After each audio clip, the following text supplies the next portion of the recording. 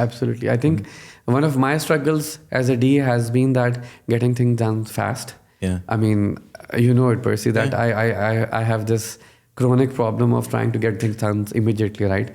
But one of the lessons I personally learned as a leader is step back, give time to the right person, and they will come up with ideas. People are never short of ideas. Muneeb, that's so nice of you to be so vulnerable and say, listen, to take a step back, because the natural behavior of a D is control. Yes. Right. We want to control everything. And I think that careful balance between control and letting go and releasing is such an important recipe of getting people and building trust. Absolutely. And I think one of the success stories which Cherry organization has is that now the team has great trust on each other. And this was our fundamental problem. Like if I talk about the functions, the sales team had very little trust on the after sales team. Yeah. But when we started those daily standards and we had this process mapping, etc., and then they started talking to each other, I mean, it was shocking for me to know that it was all coming along together so nicely. Right, and we were finding solutions. And we did that in 12 days. In 12 days, absolutely. I mean, it was an incredible You journey. can be super proud of the team in terms of what they've achieved. Absolutely. And this is really something that you have to see is this collective process mapping and really the approach that it has in building bonds and collaboration bonds between sales and after sales.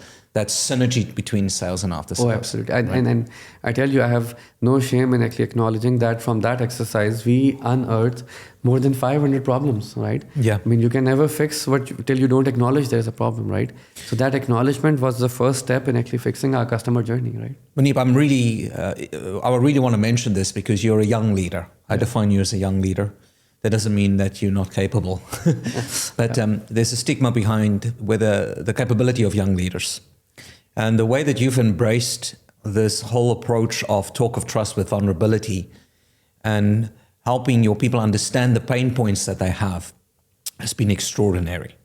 Yeah. And I want to compliment you on that. And it's part of this podcast to give you that accolade of saying, I take my hat off to you as a young leader. Yes. In terms of really being vulnerable and saying, listen, I'm exposing everything so that we can move forward. Absolutely. And I think one of the interesting things behind that exercise was that people were susceptible. Yeah. They were questioning, why am I doing this? Yeah. And my answer to them was that, look, don't question the intention. Yeah. Question the outcome. Yeah. Right? And if you don't like the outcome, then you can probably question me, right? But the intention right now is to fix the customer journey.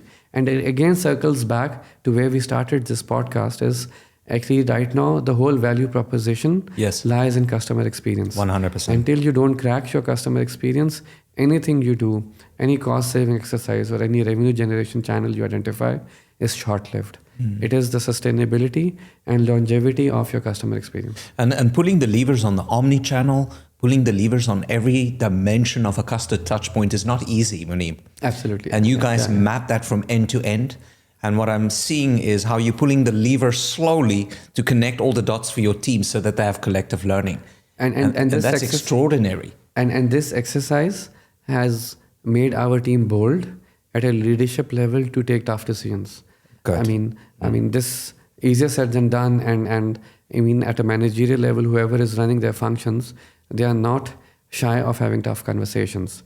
I think in an organization, the classical mistake that we make is we run away from problems or we shy away from having tough conversations. Yeah. One thing which the talk of trust training and the process mapping exercise which we have done with your organization Evolve is that do not delay any problem. Actually confront it now so that you're actually ready to solve the problem tomorrow. Right? And that's not easy, Muneeb. That's not easy to confront the things that stare you in the face and having a very high, steady, compliant team. Right? And there's nothing wrong with that. Yeah. It just means that it takes a bit more effort to convince how change happens. Exactly. Right? And that must have been a big challenge for you. It's been a big challenge. I tell you, with these compliant C-type audience, even if you give the data, they would still question it. Of course. I mean, when they ask you for the data to prove a point, still a question mark. Then I've realized actually sometimes it's not what you're presenting, it's actually how you're presenting. If you present the data in a more subtle way or say that it is in their interest, they actually listen to it and believe in it.